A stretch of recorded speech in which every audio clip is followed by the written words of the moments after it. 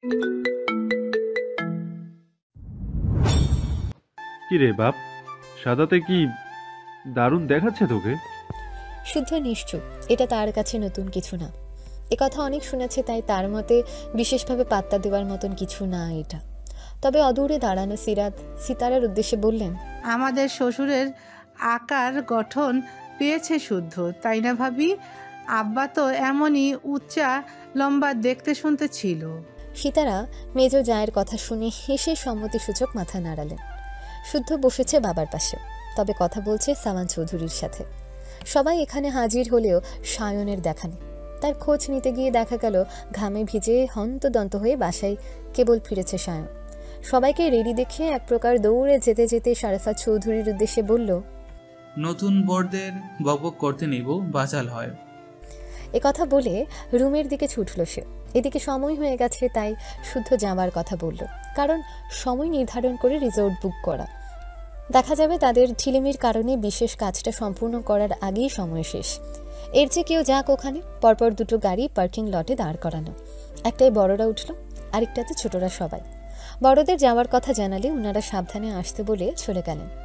শুদ্ধ বসেছে ড্রাইভিং সিটে, পাশে বসেছে শীতল, তার কোলে সাম্য, পেছনের সিটে শখ, স্বর্ণ আর সৃজন। এইদিকে এখনো সায়নের আসার নাম নেই। তখন শীতল মুখ কাঁচুমাচু করে বলল, আমি গিয়ে সায়ন ভাইয়াকে ডেকে আনি। কথা বলে সাম্যকে কোল থেকে নামতে বলতেই শুদ্ধ বলল, প্রয়োজন নেই, সময় হলে ঠিকই চলে আসবে। তাছাড়া চোখ থাকতেও যারা অন্ধ তাদের বিশ্বাস নেই, তাই আগে বলে দিচ্ছি, কেউ পড়ে টরে গেলে হসপিটালে যেতে পারবো না আমি। কথা শুনে শীতল মুখ বাঁকালো। খোঁচাটা যে তাকে মারলো বুঝতে বাকি নেই। তবু শুদ্ধর বারণ অমান্য করে নামতে গেলে শুদ্ধ পুনরায় বলল, বারণ করেছে। ওয়াশরুমে যাব। কথা বলে সে শাড়ি সামলে নিচে নামলো। গুটি গুটি সায়নের রুমে গিয়ে দেখলো সায়ন কেবল শাওয়ার নিয়ে বের হয়েছে। তাকে দেখে গাল ভর্তি হেসে বলল, কি রে বোনু, শাড়ি পরেছিস? তোর বোনও পরেছে নাকি? শীতল তাড়া দিল, উফ, তাড়াতাড়ি করো ভাইয়া।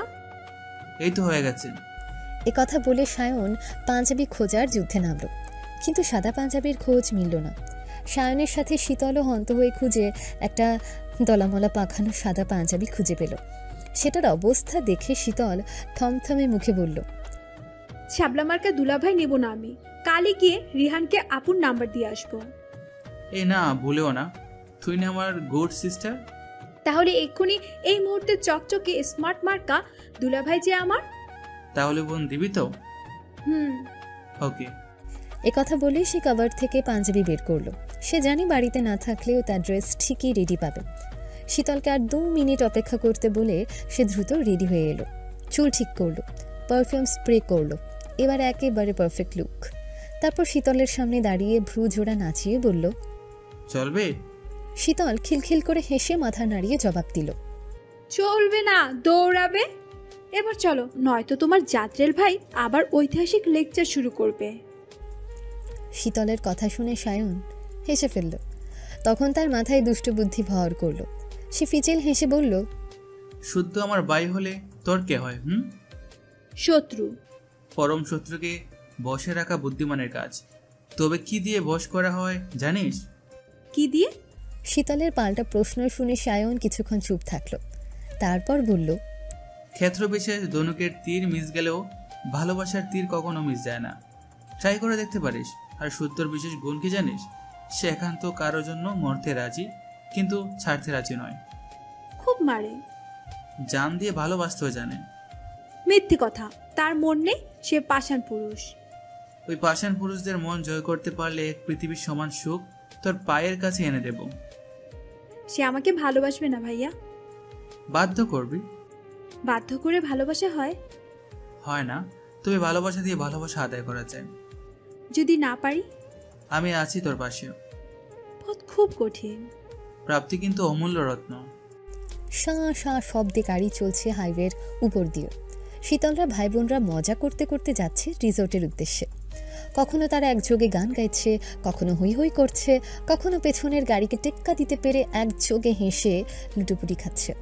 এরই মধ্যে পুরনো ঘটনা স্মরণ করে একে ওকে পৌঁছাচ্ছে, গাল ফুলাচ্ছে, তো খুনসুটি মারামারি করছে। গাড়ির মধ্যে শুদ্ধই শুধু নিশ্চুপ। সে এক মনে অভিজ্ঞ হাতে গাড়ির হুইল ঘোরাতে ব্যস্ত। কিছু জিজ্ঞাসা করলে হ্যাঁ বা নাতে জবাব দিচ্ছে, নতুবা চুপ থাকছে, যা স্বভাব তার। শুদ্ধর পাশের সিটে শীতল বসেছে। পেছনের সিটে সাম্য, সৃজন, সায়ন, শখ আর স্বর্ণ। পেছনে বসতে চেয়েছিল, কিন্তু সায়ন ইশারায় স্বর্ণের পাশে বসতে চাওয়ায় সে সামনে বসেছে। সায়নকে সুযোগ দিয়েছে স্বর্ণের পাশে বসতে, কিন্তু এখানে বসে তার দম আটকে আসছে। অস্থির অস্থির লাগছে। শুদ্ধর গায়ে পারফিউমের সুগন্ধ নাকে এসে ধাক্কা দিচ্ছে। ঝাঁক কথাটা পেটে খোঁচাখুচি করলে কণ্ঠস্বর যেন কেউ চেপে ধরে আছে। কম্পিত হাত জোড়া মোট করে ধরায় হাতের তালু ঘেমে একাকার। বুকের ভেতরে ধুকপুকানি শব্দটা যেন বেরিয়ে চলেছে। এসব কেন হচ্ছে? ভয়ে নাকি অন্য কিছু?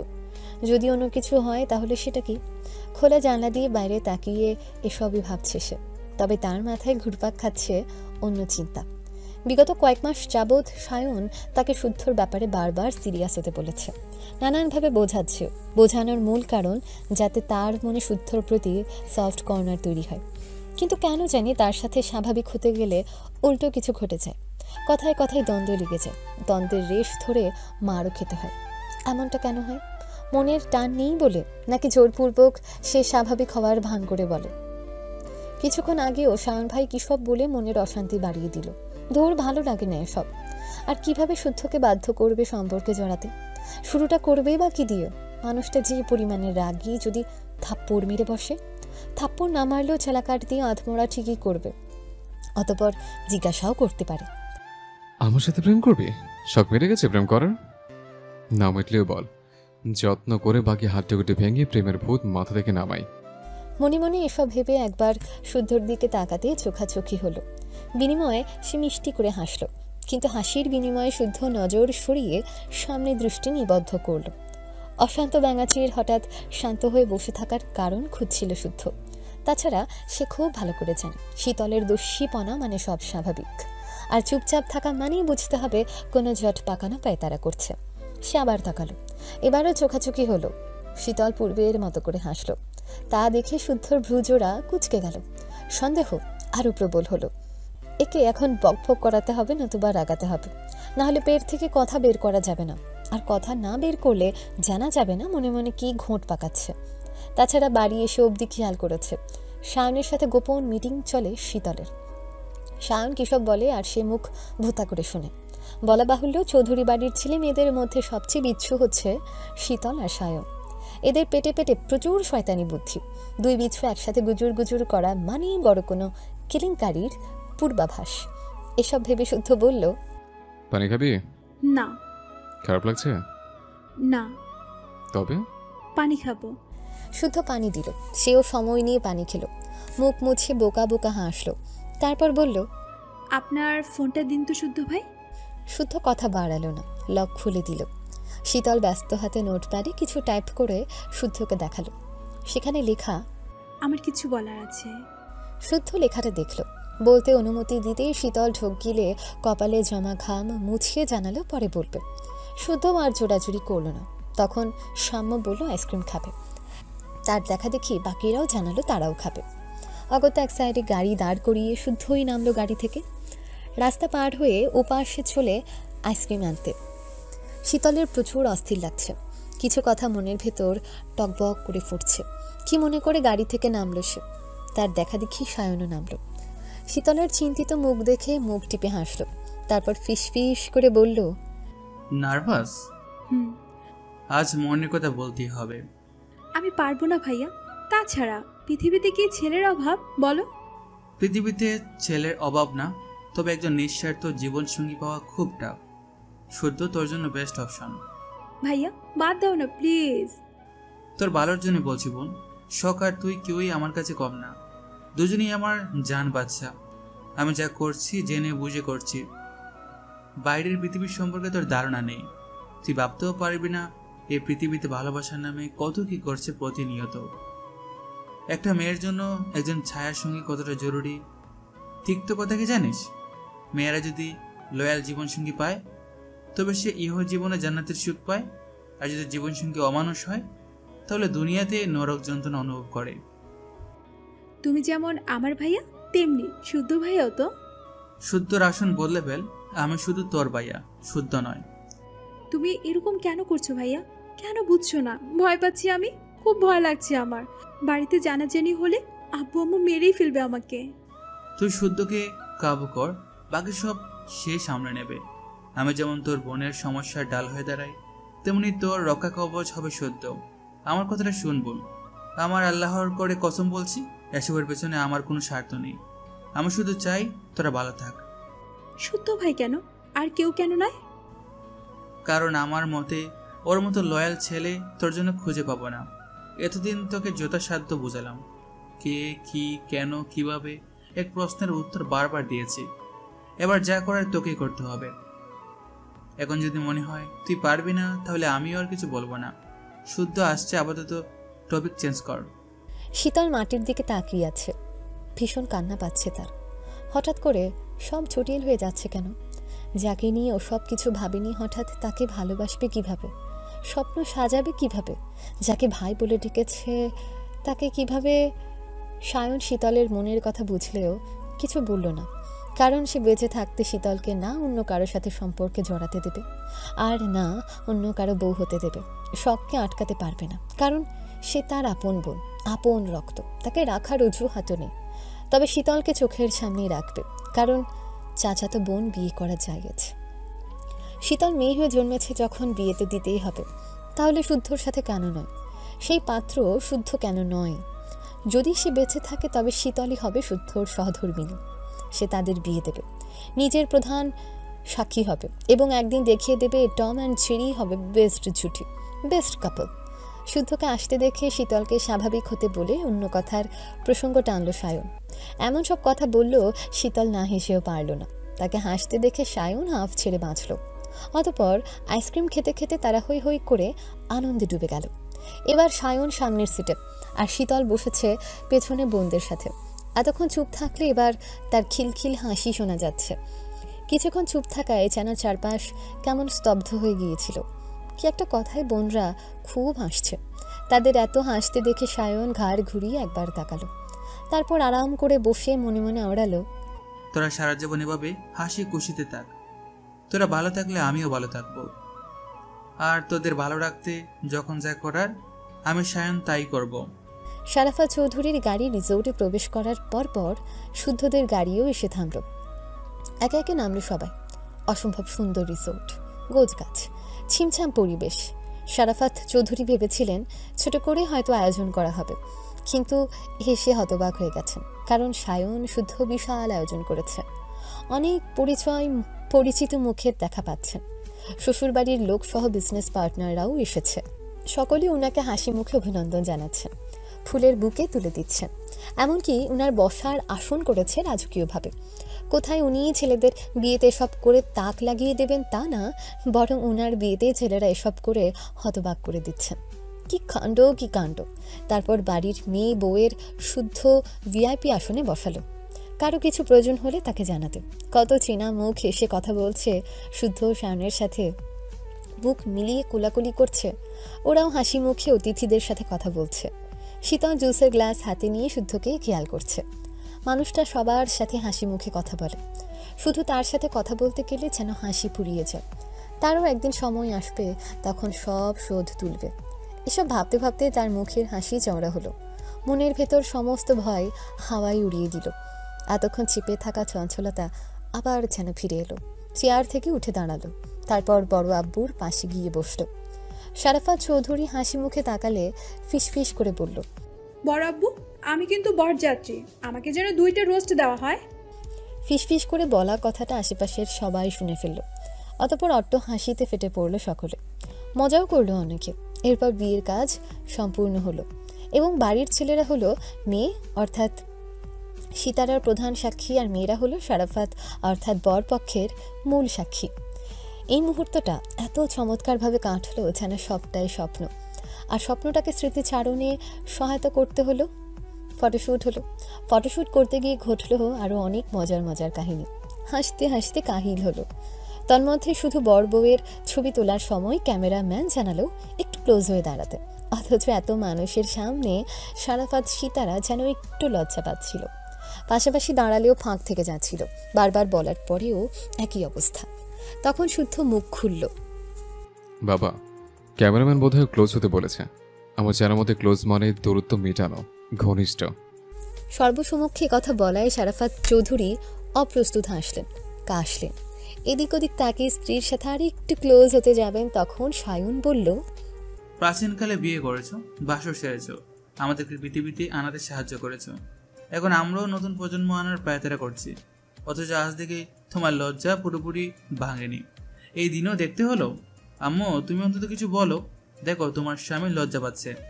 সায়নের কথা শুনে পুনরায় হাসির রোল পড়ল।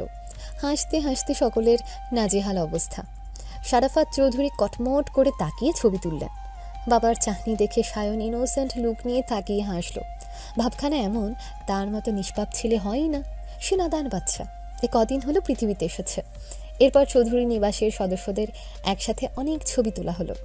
শারাফাত 3 কন্যাকে নিয়ে ছবি তুললেন, গুণধর পুত্ররাও বাদ গেল না। ভাইরা আদরের বোনদের সাথে ছবি তুলল। চমৎকার একটা দৃশ্য। ঠিক করা হলো সবাই একসাথে দাঁড়ানো, ছবিটাই বড় করে বাঁধাই করে ড্রয়িং রুমে রাখবে। এরপর খাওয়া দাওয়ার পর্ব এলো। সবাই খেতেও বসলো, বড়রা এদিকে আর ভাই বোনরা সবাই এক টেবিলে। ওয়েটার খাবার বেড়ে দিতে এলে শুদ্ধ তাকে যেতে বলে নিজে সবাইকে খাবার সার্ভ করে দিল। প্রত্যেকটা পদ যত্ন করে তুলে দিল ভাই বোনদের প্লেটে। কে কোন খাবারটা পছন্দ করে সে অবগত। সবাইকে একে একে দিয়ে শীতলের প্লেটে হাড়ওয়ালা মাংস তুলে দিল। বিরাট স্বভাবের শীতল হাড় গোড় খেতে পছন্দ করে। সবাইকে দিয়ে নিজে বসতে সায়ন শুদ্ধর প্লেট সাজিয়ে সামনে এগিয়ে দিল। শুদ্ধ ঘাড় ঘুরিয়ে তাকালো বড় ভাইয়ের দিকে। সায়ন খেতে ইশারা করে নিজে খেতে শুরু করলো। ক্ষুদায় পেট চোচো করায় সবাই খাচ্ছে। সায়ন হঠাৎ পরপর আরও 2 পিস রোস্ট শুদ্ধর প্লেটে তুলে দিল। শুদ্ধ ভ্রুজোড়া তাকালে সায়ন বলল, ছোট ছোট টুকরো করে শীতলের প্লেটে তুলে দে। রোস্ট খেতে গিয়ে আমার বোনের লিপস্টিক নষ্ট হয়ে যেতে পারে। তোমার বোন, তুমি দাও। এ কথা শুনে সায়ন ভ্রু কুঁচকাল। তারপর অতি সন্তর্পণে তার পাশে বসা স্বর্ণকে ইশারা করে বলল, আমি তোর বোনকে দিচ্ছি, তুই আমার বোনকে দে। সুদবোধ। তাদের 2 ভাইয়ের ফিসফিস কথা কেউ খেয়াল করেনি। বোনরা খেতে খেতে তখনকার ছবি তোলা নিয়ে গল্প করছিল। সাম্য সৃজন বোরহানের গ্লাস ফাঁকা করতে ব্যস্ত। শুদ্ধ আর কথা বাড়ালো না, মাংসের ছোট টুকরো শীতলের প্লেটে তুলে দিতে লাগলো। শীতল মুখ তুলে তাকালো, খুশি হলো। তবে কিছু বলতে গেলে শুদ্ধ বলল, দ্রুত খাওয়া শেষ কর, নয়তো এখানে রেখে চলে যাব।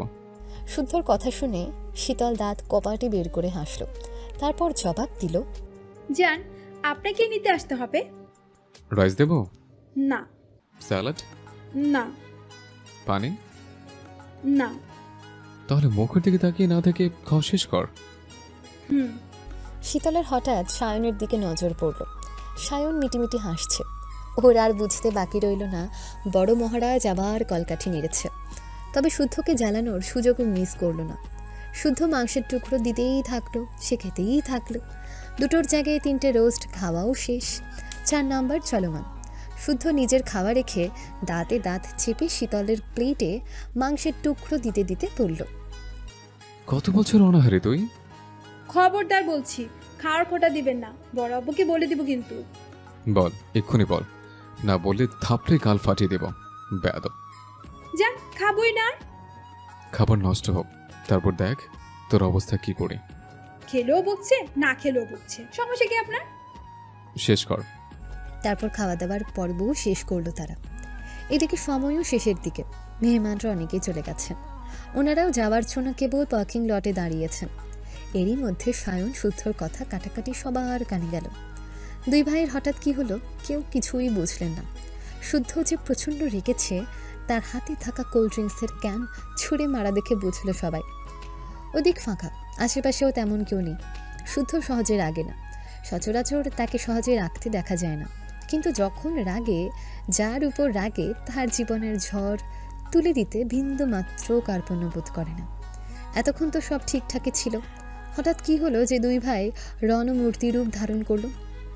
2 ভাইয়ের কথা সিরিয়াস হয়ে যাচ্ছে দেখে শারাফত সাফা চৌধুরী এগিয়ে গেলেন। শুদ্ধ অগ্নি চোখে তাকিয়ে আছে বড় ভাইয়ের দিকে। তবে সায়ন হাসছে, আর এই হাসি শুদ্ধ রাগের মাত্রা 100 গুণ বাড়ালো। সে কাউকেই কিছু বলার সুযোগ না দিয়ে গাড়ি ছাড়াই হনহন করে সেখান থেকে বেরিয়ে গেল।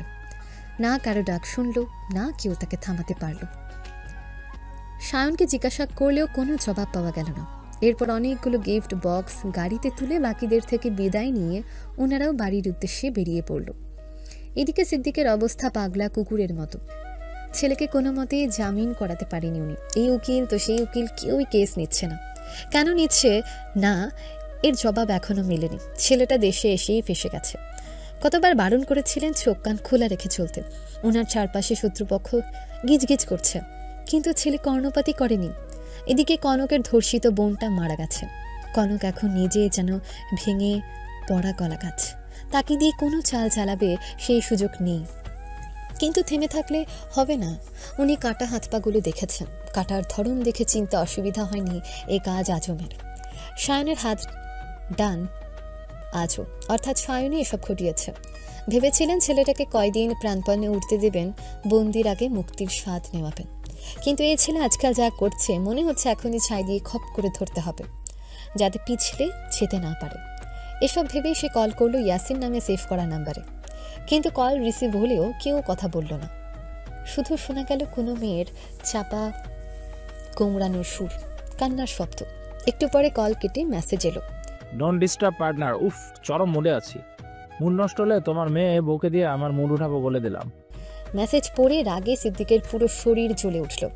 হাতের ফোনটা শক্ত করে চেপে ধরে দাঁতে দাঁত চেপে বলল, ব্লাডি হোর, ওসব নিয়ে থাক তুই। তোরও তেজ কমাবো, শুধু সময়ের অপেক্ষা। এয়ারপোর্ট থেকে বেরিয়ে কেবল রাস্তায় এসে দাঁড়িয়েছে রুবাব। সুদর্শন যুবকটাকে দেখে অনেকেই ঘুরে ঘুরে তাকাচ্ছে। পরনের পোশাকে স্পষ্ট উচ্চ বংশের ছেলে সে। হাঁটার স্টাইল নজর কাড়া। হাতে থাকা নামি দামি ওয়াচে টাইম দেখে বারবার তাকাচ্ছে নক্ষত্র ভরা আকাশবাণী। চলমান শিপে থাকাকালীন বারবার আকাশ দেখে, আকাশের রং দেখে অবস্থা বোঝার চেষ্টা করে। সেটাই আজকাল অভ্যেস হয়ে দাঁড়িয়েছে। এদিকে সন্ধ্যার আজান হয়েছে, 1 ঘন্টা পেরিয়ে গেছে। ধরণীর বুকে নেমেছে গাঢ় অন্ধকার। ঘড়ির তখন কটা হবে? 7:30টার মতন। যানজটে রাস্তায় জ্যাম বেঁধেছে। যানজটও তার ভালো লাগছে। আপন দেশে বলে হয়তো সে পুনরায় আকাশের দিকে তাকিয়ে বুক ভরে শ্বাস টানল। দেশে ফিরল প্রায় 7 মাস পর। কাউকে বলে না আসায় গাড়ি আসেনি বাড়ি থেকে। উবারই শেষ ভরসা। আর দাঁড়িয়ে না থেকে 2 হাতে দুটো ট্রলি নিয়ে সামনে এগোতে একটা গাড়ি এসে থামলো তার সামনে। এভাবে গাড়ি থামায় বিরক্ত হলো। দুটো গালি ছুঁড়ে মারার আগে গাড়িতে বসা একজন মুখ বাড়িয়ে জিজ্ঞেস করলো, আপনি কি রুবাই ভাই? জি, আপনাকে তো ঠিক চিনলাম না। শুদ্ধ ভাই আমারে পাঠাইছে, গাড়িতে উইটা আয়েন, যাইতে যাইতে কথা হবে না। শুদ্ধ পাঠিয়েছে? যে আমি তো আসার কথা কাউকে জানাইনি, তাহলে জানলো কিভাবে? আমি কইতাম কেমনে? আমারে খালি ফোন দিয়া কইলো আপনারা যেন চৌধুরী বাহিত পৌঁছায় দেই। ওকে। মুখে কথা বললেও ফোন বের করে চেক করলো শুদ্ধর মেসেজ এসেছে কিনা। যার তার গাড়িতে ওঠা যাবে না, কারণ বিপদ বলে কয়ে আসে না। সে দেশে থাকে না মানে দেশের অবস্থার কথা জানে না তা কিন্তু নয়। হ্যাঁ, মেসেজ এসেছে, তাহলে যাওয়াই যায়।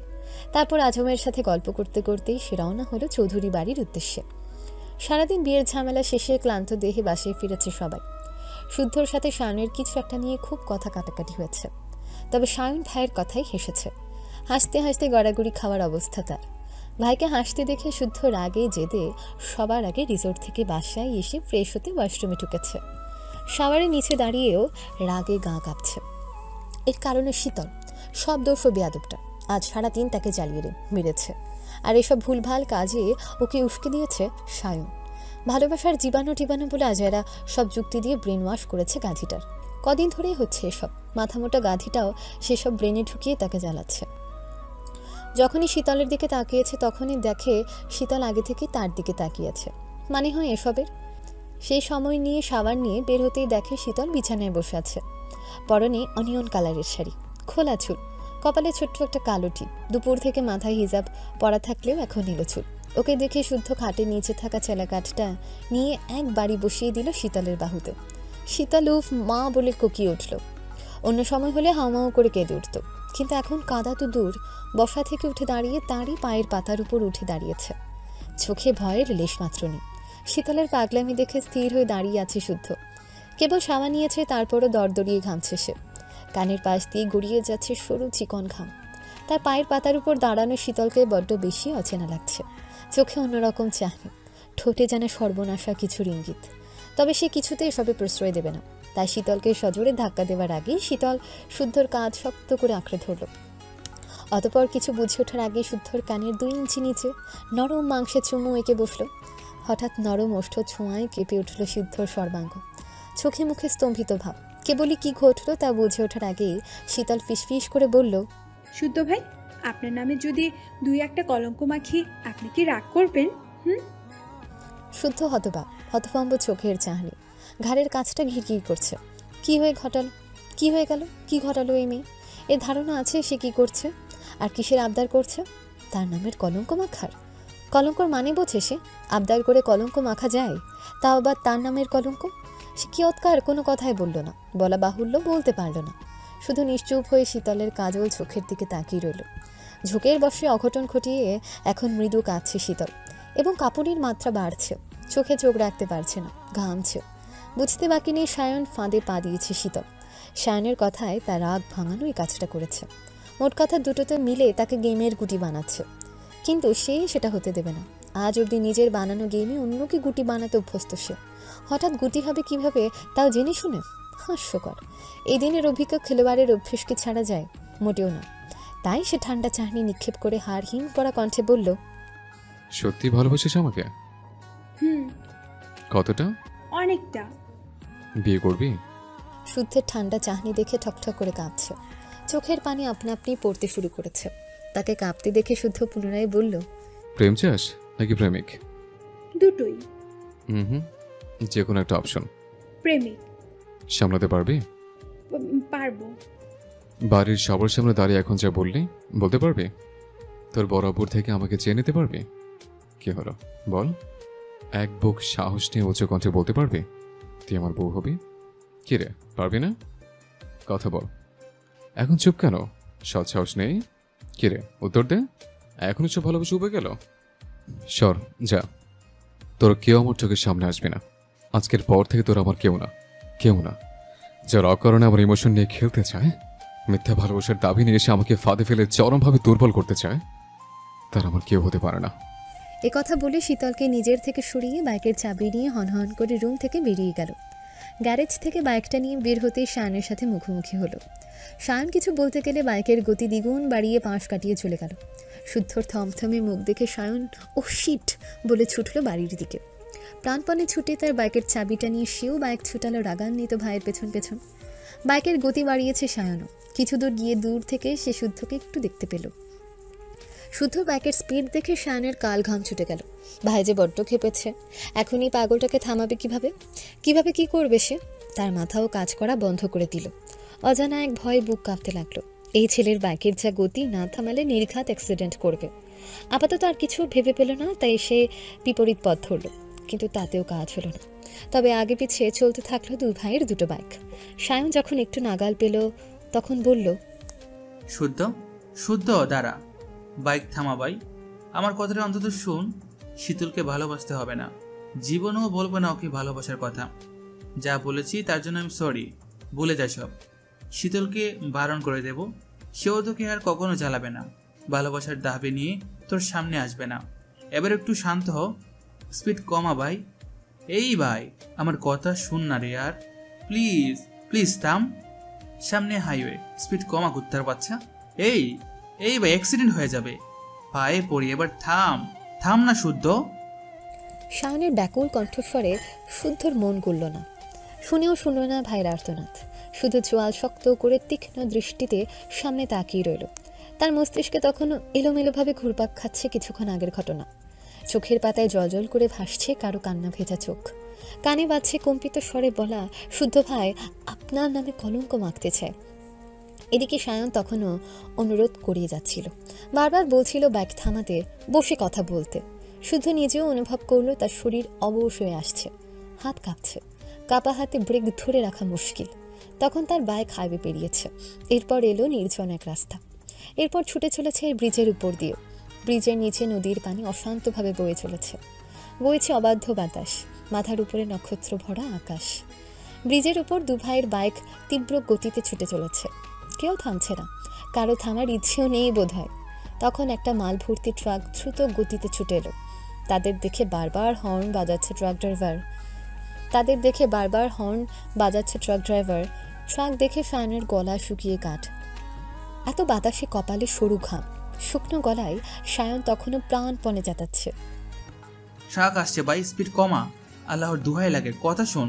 শুদ্ধ শুনল কি না বোঝা গেল না, তবে তাকে অবাক করে দিয়ে ব্রেক থেকে 2 হাতই সরিয়ে নিল। ব্যাপারটা খেয়াল করে সায়ন চিৎকার করে বলল, আমার কসম, পাগলামি করবি না শুদ্ধ। তোর কারণে আমার মায়ের এক ফোঁটা চোখের পানিও যদি পড়ে, তোকে মাফ করবো না কখনো। এ কথা শোনা মাত্রই শুদ্ধর কি হলো কে জানে, সে আচমকা ব্রেক কষল। একটুর জন্য ট্রাকের সাথে বাইকের ধাক্কা লাগেনি। ট্রাকওয়ালা খেকিয়ে বাংলা গালি দিতে দিতে চলে গেল। শুদ্ধ তখনও 2 চোখ বন্ধ করে অনড় হয়ে বসে আছে। সায়ন দ্রুত বাইক থামিয়ে নেমে পড়ল। বাইক স্ট্যান্ড করার সময় হুঁশি নেই, বাইক আছড়ে পড়ল মাটিতে।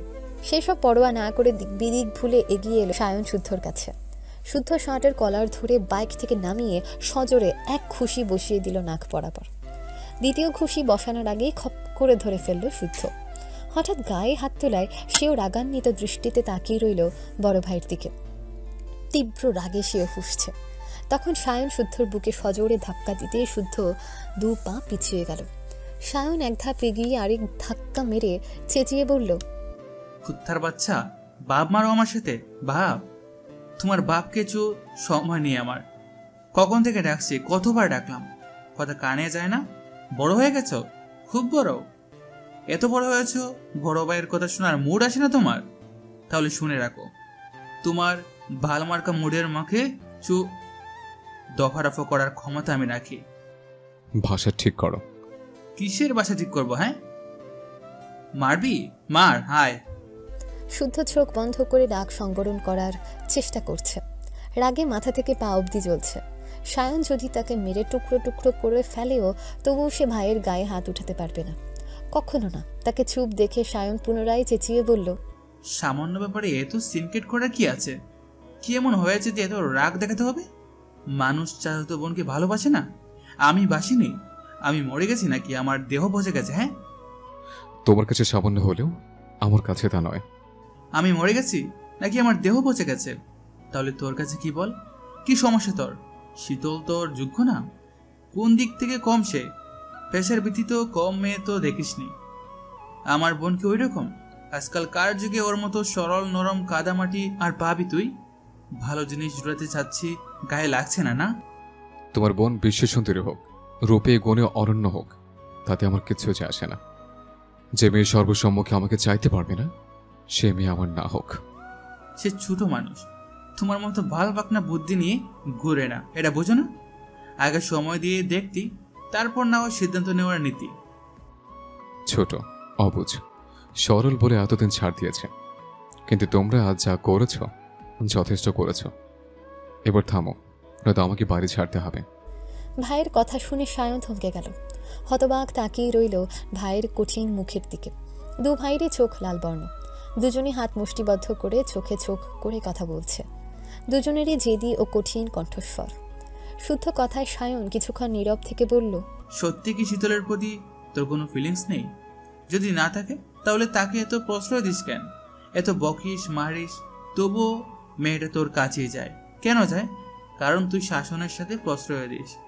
তোর রুমের পার্স আমি বাই হয়ে জানি না কেন? ফোনের লক আমাকে দিস না কেন? তোর পছন্দের পারফিউম ভেঙে চুরে শেষ করার পরও তুই নীরব কেন? তোর রুমে অন্য কারো ঢোকার পারমিশন নেই, তাহলে শীতল ইচ্ছা মতো ঢুকে কেন? ঢুকতে দিস কেন? জবাব দে। শীতলকে কিডন্যাপ করার পর এত উন্মাদ হয়েছিল কেন? সামান্য জ্বর এলে বকতে বকতে সবার আগে তুই ডাক্তারের কাছে ছুটছিস কেন? কেন তুই ব্যতীত অন্য কেউ তাকে বকলে কড়া ভাষায় অপমান করতে ছাড়িস না? এসবের উত্তর দিতে পারবি? বুকে হাত রেখে বলতে পারবি তুই শখ স্বর্ণের মতো শীতলকেও একই নজরে দেখিস? বল, মুখে একটাবার হ্যাঁ বল, তাহলে আমিও কথা দিচ্ছি আর কখনো এ ব্যাপারে কথা বলবো না, আর না শীতলকে তোর চোখের সামনে থাকতে দেব। তবে কি ধরে নেব নীরবতাই সম্মতির লক্ষণ? শুদ্ধর কাছে জবাব নেই। সে নিশ্চুপ। বলা বাহুল্য, সে ছোট থেকে নিজ মর্জিতে চলা ছেলে। আজ অবধি তার উপর কেউ কখনো কারো সিদ্ধান্ত চাপিয়ে দিতে পারেনি। ভদ্রতা কিংবা অন্য কিছুর অজুহাতে সেও কারো সিদ্ধান্ত মুখ বুজে মেনে নেয়নি। যদি নিত তাহলে আজ সায়েন্টিস্ট নয়, মেরিনার পেশায় কর্মরত থাকতে হতো। দিনের পর দিন থাকতে হতো শিপে। পরিবার স্বজন ছাড়াই সময় কাটত সমুদ্রের শান্ত বা অশান্ত পানির উপর। অথচ সে বরাবরই চাইতো সায়েন্টিস্ট হতে। নতুন কিছু তৈরির নেশা তাকে জেঁকে ধরত, কিছু করার জন্য হাত নিষ্পিস করত। মোট কথা, সে বরাবরই একরোখা, জেদি। যা করবে ঠিক করে করেই ছাড়ে, এবং যা আমার সেটা কেবল আমারই। এই নীতিতে বিশ্বাসী ছিল, এখনও আছে। যেখানে সে অন্যের মতের ভিত্তিতে কখনো এক পা ফেলেনি, সেখানে জীবনসঙ্গী বাছার ক্ষেত্রে তা মানবে কেন? আর কাকে মানার কথা আসছে? ওই বেয়াদব অবাধ্য গাধীটাকে, যে ভালোবাসার মানে বোঝে না, শাসন বোঝে না, চোখের নিগুড় চাহনি বোঝে না, শাসনের আড়ালে আগলে রাখা বোঝে না, যা নিজের অনুভূতি সম্পর্কে সামান্য জ্ঞানটুকু নেই, তাকে চাইবে? তাকে না, কখনো না। মোদ্দা কথা, যে মেয়ে মুখ ফুটে তাকে চাইতে পারে না, যার চোখে মুখে বিন্দু পরিমাণ ভালোবাসার লেশমাত্র থাকে না, যে বাবা মায়ের মারের ভয় ভালোবাসার কথা জানাতে ভয় পায়, পিছিয়ে যায়, তাকে চাই বেশি। তাহলে বলতেই হয় এটা ভুল ধারণা, কারণ সে সস্তা না। তাকে পেতে হলে অবশ্যই সর্বসম্মুখে দাঁড়িয়ে মুখ ফুটে চাইতে হবে, চোখে চোখ রেখে বলতে হবে শুদ্ধ ভালোবাসি, নয়তো তাকে পাওয়া তার জন্য অসম্ভবই। বলা বাহুল্য, আজ যদি কেউ এক ফোঁটা শুদ্ধ ভালোবাসার দাবি নিয়ে মুখোমুখি দাঁড়াতো, আর সে যদি তা অনুভব করতে পারত, ওই ভালোবাসাটুকু, তাহলে সে চাওয়ার আগেই নিজেকে বিলিয়ে দিত। শুধু পরিবার নয়, পুরো পৃথিবী দুই হাতে সামলে নেওয়ার দায়িত্ব নিত। কিন্তু তা হয়নি। কি হয়েছে? কেউ মিথ্যে ভালোবাসার দাবি নিয়ে সামনে এসেছে, যেখানে ভালোবাসা, ভরসা, বিশ্বাস বলে কিচ্ছু ছিল না। তাহলে কেন গ্রহণ করবে মিথ্যে ভালোবাসা? সে কি এতই ঠুনকো, নাকি এতই সস্তা? পৃথিবীর বুকে এমন কেউ আছে যে মিথ্যে ভালোবাসার কথা জেনেও গ্রহণ করে, কিংবা করতে পারে বা পারবে? তাও আবার এসবে সাহায্য করে তারই বড় ভাই। সেও একবারও ভাবল না এভাবে ভালোবাসা হয় না। এসব সম্পূর্ণ মনের ব্যাপার, দু একদিনের কোনো গেম নয়। ভাবনার মতো জীবন এত সহজও নয়, মন এত বোকা নয় যে ওকে ভালোবাস বললেই ভালোবাসা হয়ে গেল। এরা যা করেছে মোটেও ভালো করেনি, মোটেও না। মনে মনে এসব ভেবে শুদ্ধ বাইকের উপর বসতে সায়ন তার বাইকের চাবি কেড়ে থমথমে সুরে বলল, কথা শেষ করে যা। কিসের কথা? সমস্যা কি তোর? আমার কোনো সমস্যা নেই। তাহলে জবাব দিয়ে যা। চাবি দাও। শীতলকে মেনে নে। এত কিছু বলার পরও শুদ্ধ নীরবতা সহ্য হলো না সায়নের। সে পকেট হাতড়ে তার ফোন বের করে আজকের তোলা শীতলের একটা ছবি বের করলো। তারপর সেই ছবির উপর শুদ্ধর এক হাত চেপে ধরে তেজি সুরে বলল, এবার বল, ভালোবাসিস না? তার প্রতি কোনো ফিলিংস কাজ করে না। যদি মিথ্যা বলিস তাহলে শীতল যেখানেই থাকুক, যে অবস্থাতেই থাকুক, দৌড় ফুরিয়ে মরুক। আমি কি দাফন করবো তাকে? এ কথা শুনে শুদ্ধ হাত ছাড়াতে গেলে সায়নের জেদটা যেন বেড়ে গেল। সে শুদ্ধর হাতটা আরো শক্ত করে চেপে ধরল। সে উত্তর জেনেই ছাড়বে। ভাইয়ের ছেলে মানুষই দেখে শুদ্ধ বিরক্ত হলো। তবে কোনোভাবেই তার হাতটা শীতলের ছবির উপর ধরে রাখা গেল না। এবার উত্তরও সুস্পষ্ট। সায়ন বুঝে আচমকা হো হো করে হেসে উঠল। হাসতে হাসতে মাটিতে বসে পড়ল। চোরের ধর্ম চুরি করে বলা আমি চুরি করিনি, অথচ তলে তলে শিক কেটে বসে থাকে। অবশ্য চোরের ধর্মে একটু হেরফের না হয়ে এক পক্ষই ভালোই হয়েছে, নতুবা ভাজা মাছটি উল্টে খেতে জানে না, এই প্রবাদটির একটু হলেও কদর কমে যেত। সে খুব ভালো করে জানে এই ছেলে ভাঙবে তবুও মচকাবে না। হঠাৎ কিছু মনে হতে সায়ন তড়িৎ বেগে দাঁড়িয়ে গেল। এগিয়ে এসে শক্ত করে জড়িয়ে ধরল শুদ্ধকে। ইস, তখন রাগের মাথায় মেরে বকেছে দিয়েছে। পরক্ষণে শুদ্ধর গালে চুমু এঁকে বলল, সরি ভাই। শুদ্ধ বিরক্ত মুখে নিজেকে ছাড়িয়ে বাইকের চাবি নিয়ে ওর বাইক স্টার্ট করলো। তাকে যাওয়ার প্রস্তুতি নিতে দেখে সায়নও হাসতে হাসতে বাইক টেনে তোলে। তারপর ধীরে সুস্থে বাইক স্টার্ট করলো। দুজনেই স্বাভাবিক গতিতে যাচ্ছে। তখন সায়ন বলল, বাড়ি চল। কাজ আছে, তুমি যাও। দেরি হবে? হুম। যেখানে যাচ্ছি যা প্রথম সেহরিতে যেন বাড়িতেই হয়। শুদ্ধ জবাব দিল না। অনেকটা পথ দুই ভাই একসাথে এসে হাইওয়ে থেকে ভিন্ন পথ ধরল। কিছু কথা, কিছু প্রশ্ন অপ্রকাশিত থেকেও প্রকাশ হয়ে গেল আজ। তবে একটা কথা না বললেই নয়, মাঝে মাঝে নীরবতা রাগ বাড়ায়, রাগে বাড়ে অভিমান, অভিমানে বাড়ে দূরত্ব। শুদ্ধ জানে না আজকের পর থেকে শীতলের সাথে ঠিক কতটা স্বাভাবিক হতে পারবে, আর শীতলই বা সেটা কিভাবে নেবে। তবে যেটাই হোক, এর শেষ ও দেখে ছাড়বে।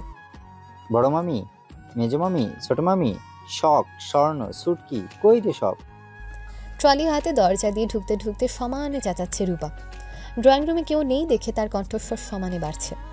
সারাদিনের ধকল কাটিয়ে সবাই ফ্রেশ হয়ে বিশ্রাম করছিল। আজ রাতে প্রথম সেহরি, আগামীকাল প্রথম রোজা। বাড়ির সবাই রোজা থাকবে, ছোট বড় সবার পছন্দের দিকটাও খেয়াল রাখতে হবে। বাচ্চাগুলো ঘুম থেকে উঠে ঝাল তরকারি খেতে পারে না, তারা খাবে দুধ ভাত। একে একে সেসব কিছুরই জোগাড় করতে হবে।